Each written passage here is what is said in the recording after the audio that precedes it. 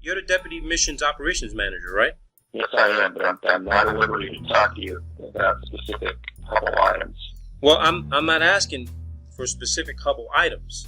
I mean, well, let me ask this general question.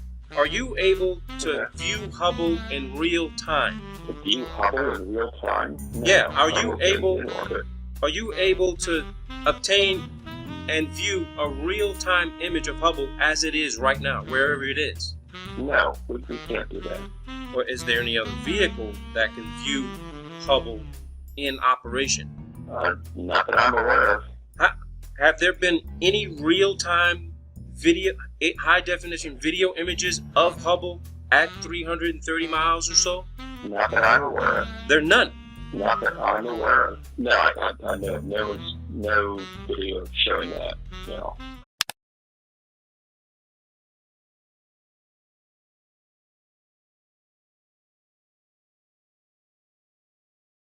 How does it move position? How do you change the position of it? I suggest that you open up a little bit more on.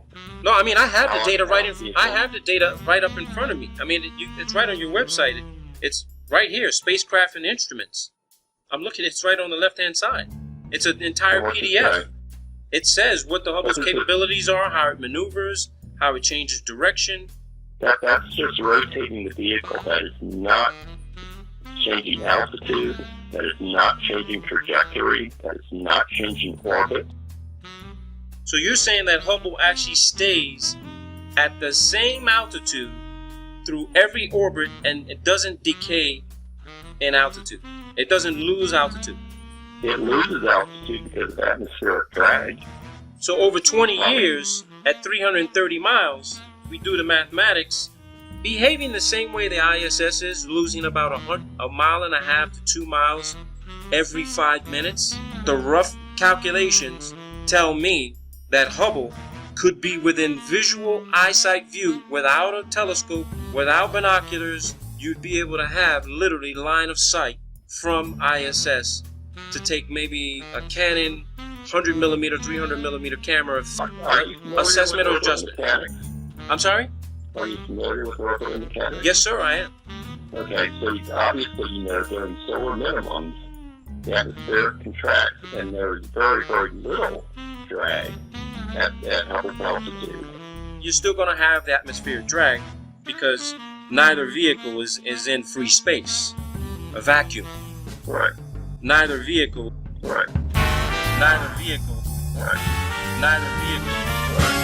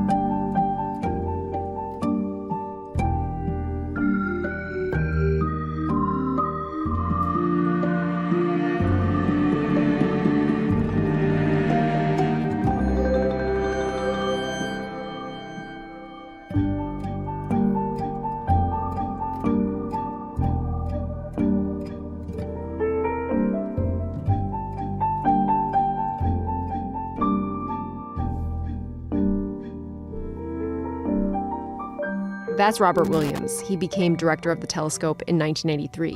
It was his decision to create the deep field image by pointing the telescope at nothing in particular. What we were doing basically was just the opposite. We were trying to find where no observation had been made before. We were trying to find where no observation had been made before.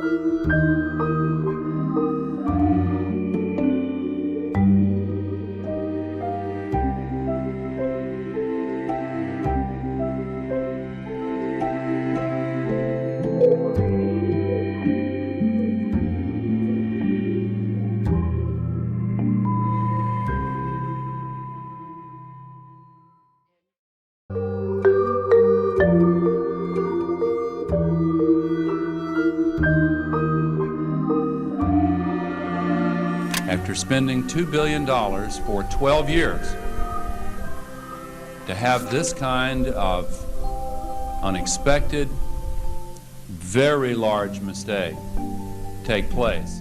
The Hubble team was still repairing the reputation of the telescope.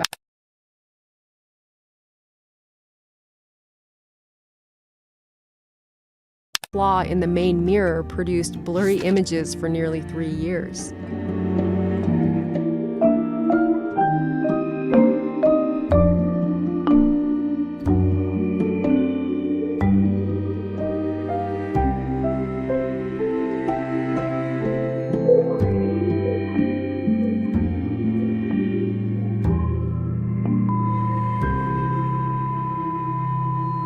And it worked.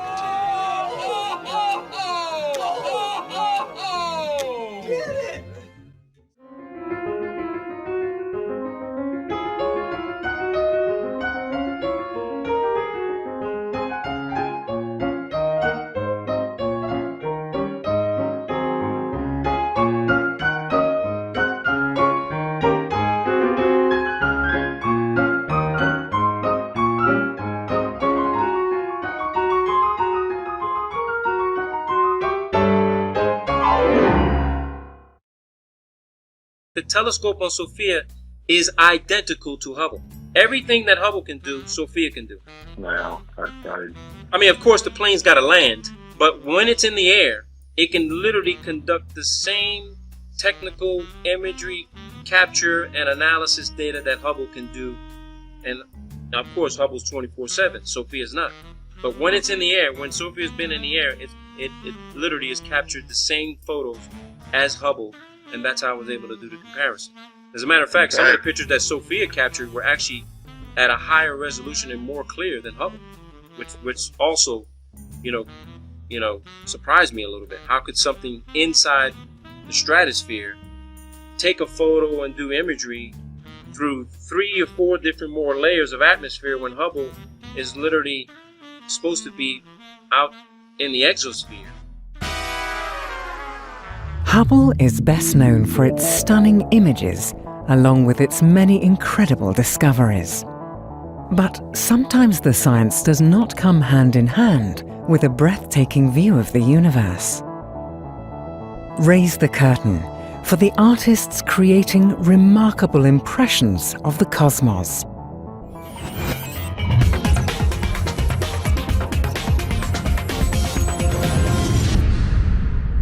Hubble is a fantastic telescope, but it cannot observe everything. So it collects a lot of data in the form of spectrum, for example, something which is not exactly a real image. And that's why we need to step in and create these catching illustrations and animations. And of course, many other objects in the universe, we can observe them. We know that they're there through a lot of mathematics and physics and all kinds of interesting conclusions that the astronomers can come up with from the data, but not exactly through amazing images. So that's precisely how we step in, or why we step in, and we need to create some catching, interesting images to precisely capture the imagination and the interest of the public.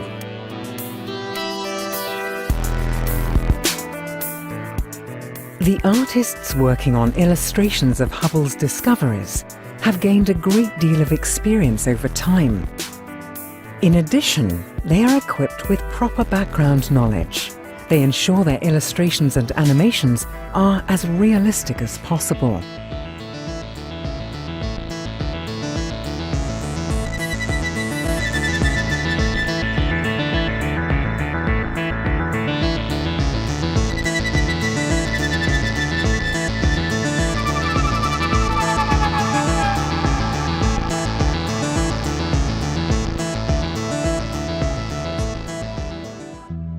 Our team has been creating these kind of illustrations and animations for Hubble since 2000, so it's been quite some years, almost 2 decades of doing this work for Hubble.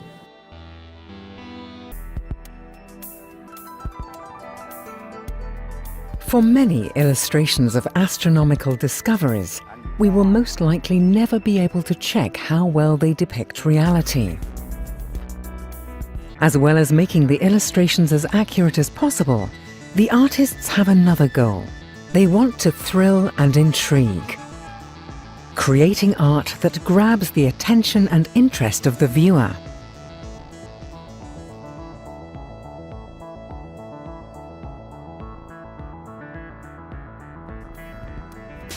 We want to create catching and interesting images because the science is catching and interesting. To create catching and interesting images because the science is catching and interesting. It is photoshopped, but it's has to be. It is photoshopped, but it's has to be.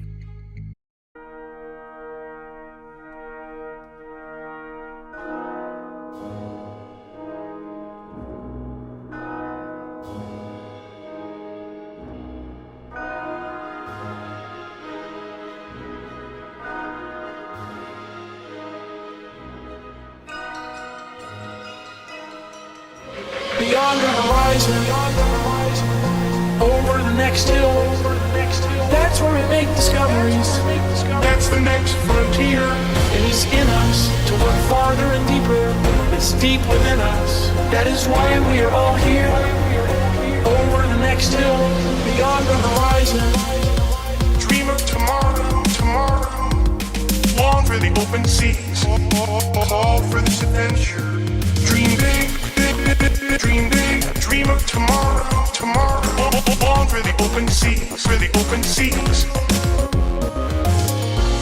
Audacious visions have the power to alter mind states, to change assumptions about what is possible. Beyond the horizon.